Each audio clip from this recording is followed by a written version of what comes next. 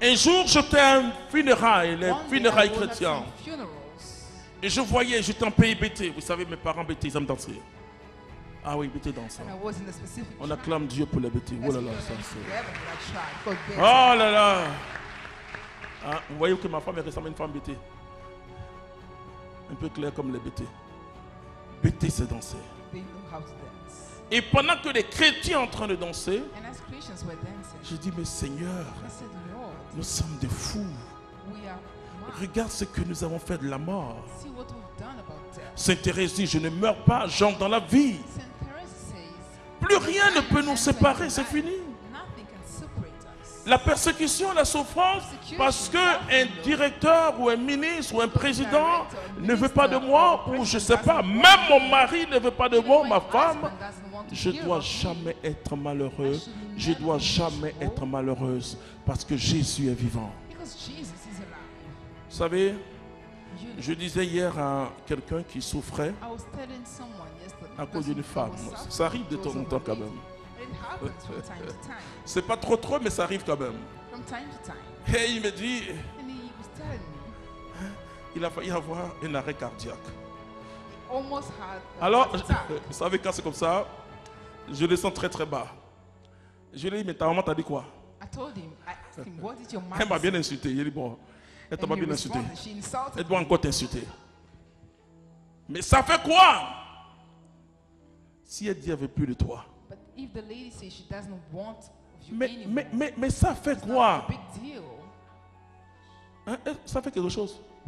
Moi, je ne sais plus. Hein? Enfin, excusez-moi. Ce que je suis en train de vous dire est très sincère. Parce que voici quelqu'un qui doit se marier. Moi, je dois me marier. Je dis à cette merveilleuse fille que je ne peux pas t'aimer comme j'aime Jésus. Ce n'est plus possible. Il n'y a plus de foudre.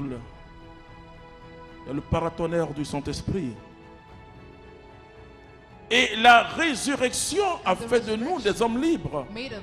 Alors il m'écoutait. On a fait 45 minutes au téléphone. Je lui ai dit, mais à cause d'une femme, tu vas mourir? En fait, j'ai envie de dire ça aux femmes. À cause d'un homme, tu vas aller mourir? Donne-lui son transport, il n'a qu'à partir. Wallahi, donne-lui, il n'a qu'à partir. Jésus est vivant, c'est fini. Vous savez, quand Paul prêche, il dit que ceux qui ne sont pas mariés restent dans cet état. Que ceux qui sont mariés, bon, enfin, il dit parfois vivent comme s'ils ne sont pas mariés. Ça veut dire que nous sommes dans les temps d'urgence. Depuis la Pentecôte, nous sommes dans les temps d'urgence. Depuis la Pentecôte, nous sommes dans les temps derniers. Frères et sœurs, nous devons expérimenter la puissance de la Pentecôte. Mais la puissance de la Pentecôte n'est rien d'autre que la puissance de la résurrection de Jésus-Christ de Nazareth. Plus rien ne peut nous séparer de l'amour de Dieu. Vous savez, des chrétiens ont été jetés dans les prisons. Aujourd'hui encore, dans les régions du monde, nos frères sont dans les prisons depuis 25 ans. Ils sont nus dans la prison. Mais ils continuent à chanter que Jésus est vivant. Ils disent, c'est vrai qu'on est dans la prison, mais Jésus est venu délivrer les captifs, donc notre esprit est libre. Aujourd'hui encore, et on met des bombes même dans les églises, mais ils continuent à fréquenter les églises. Alors quand je regarde ça, je regarde les chrétiens, je dis attention, il y a quelque chose qui ne va pas. Et qu'est-ce que nous voulons? Nous voulons, vous savez que je ne minimise pas, je ne dis pas que ce que vous cherchez n'est pas utile. Mais je vous montre le chemin sur le royaume d'abord.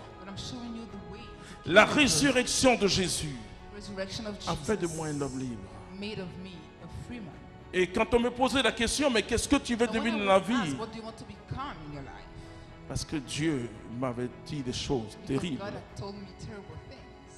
Arrête tout pour moi.